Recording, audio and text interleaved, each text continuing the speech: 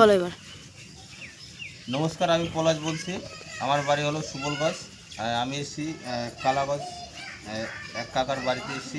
সাপ বের হয়েছে, 2-3 দিন থেকে সাপটি বলে বের হচ্ছে।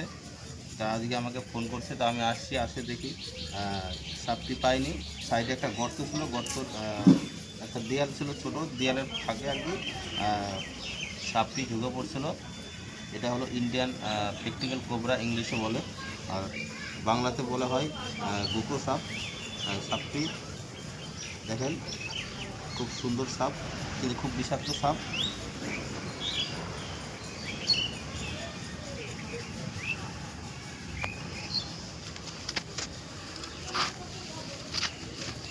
আর আপনারা সাপ বের হলে কেউ কখনো কার্বনিক অ্যাসিড কখনো ইউজ করবেন না। দেখেন সাপটি খুব সুন্দর, কিন্তু খুব বিষাক্ত সাপ। আর এই সাপ কামড় দিলে আপনারা ভুলেও কখনো ওদের কাছে যাবেন না। যত তাড়াতাড়ি পারবেন সরকারি হাসপাতালে যাবেন, কেননা সাপ কামড় দিলে পৃথিবীতে এরকম কোনো ওজা নাই যে ভালো করে দিবে। তো আপনারা সবাইকে বলবো যে সাপ বের হলে যত তাড়াতাড়ি পারবেন আপনারা সরকারি হাসপাতালে যাবেন। তো চলো সাপটিকে এখন ডিব্বাতে প্যাক করে নেব।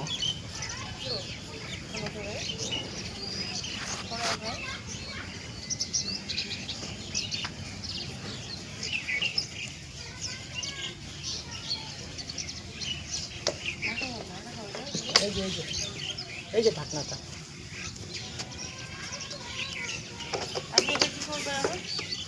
এই সাপটিকে এখন প্যাক করে নিয়েছি। এখন ভালো একটা জঙ্গল থেকে এই সাপটিকে ছেড়ে দিই। আর ভিডিওটা কেমন লাগলো অবশ্যই আপনারা কমেন্টের মাধ্যমে জানাবেন। আর ভিডিওটাকে একটা লাইক করবেন, আর পারবেন ভিডিওটাকে শেয়ার করবেন।